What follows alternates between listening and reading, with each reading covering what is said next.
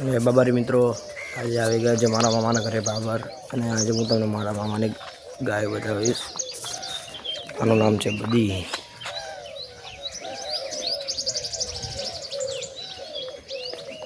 આનું નામ યાદ નહીં. બે બચ્ચા આ ગાયને. આ છે અમારી લોક લડાયેલી કાઠિયાવાડી. જોઈ શકો તમે, બહુ સેલ. આ ગાયનું નામ છે રૂપલ.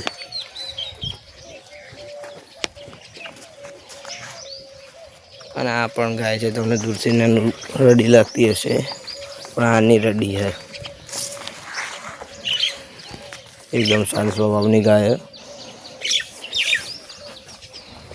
આ ગાય હજી કાલે જ બચ્ચું આપ્યું છે. કાલે રાત્રે મોડો આવ્યો તો, નકર આ ગાયનું બચ્ચું આપતો હું વિડીયો ઉતારી લેત. જોઈ શકો છો કેટલું ક્યુટ છે. પેલા રે મારા મામા એ અત્યારે ગાય દોઈ રહ્યા છે, એટલે આપણે એ બાજુ જતા નથી. અને આ બાજુ છે આ બધું બચ્ચાને રાખવા માટેનો વાડો. આ રહ્યો ગાયો માટેનો વાડો. અડધી ગાય છોડી દીધી, નહીંતર હું તમને બધી ગાયો બતાવત.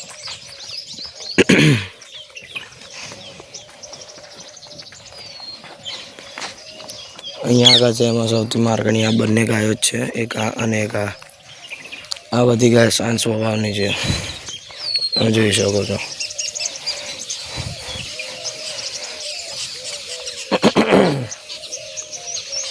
મને થોડું કપ થઈ ગયા.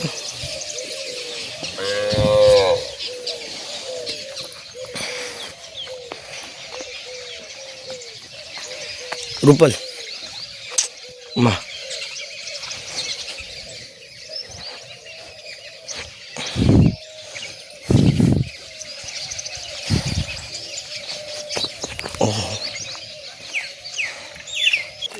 આ છે અમારી લોક લાડીલી ગાય પૂરી. આ પણ કોઈને કંઈ નુકસાન કરતી નથી, બહુ ભોળા સ્વભાવની છે.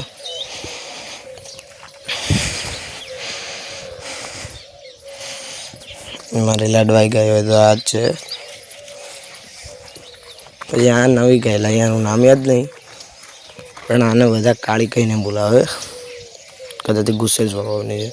હા, તમે જોઈ શકો છો કેટલો ગુસ્સો છે આનામાં.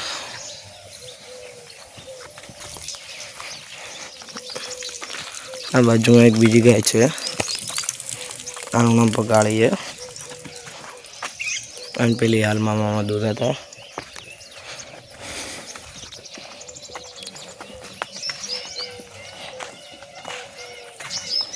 આ પણ ગુસ્સે સ્વભાવની, એટલે આની જોડે હું જતો નથી. અત્યારે મારા મામા બાજુના ખેતરમાં ગયેલા છે. આ છે મારા મામાની બાઈક, આ છે વાડો, અને આ બહાર ગાય બાંધેલી છે. અને આ છે રડા માટેનો વાડો. અહીંયા ખોણ ને બધું મૂકે જ સાર. જોઈ શકો છો કેટલા મસ્ત અને કોમસ વગરના છે.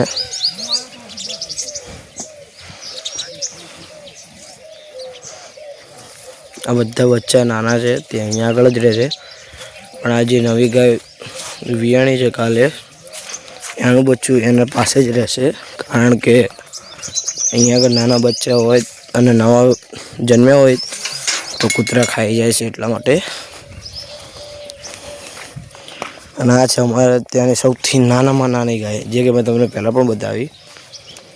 તમે જોઈ શકો છો. પાછી પાછી ક્યાં?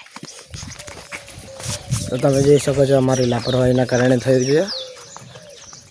અત્યારે બે ગાય નીકળી ગઈ છે, એ પણ મારા કારણે. આ તો એના બચ્ચા નહોતા ગયા, નહીંતર મારા મામા મને કંઈ કરત ના. કારણ કે મામા એટલે એક નામમાં બે વખત માં આવતું હોય એ આપણા મામા. આ તો મળીએ તમને બીજા વિડીયોમાં. ત્યાં સુધી જય બાબારી, નમસ્કાર.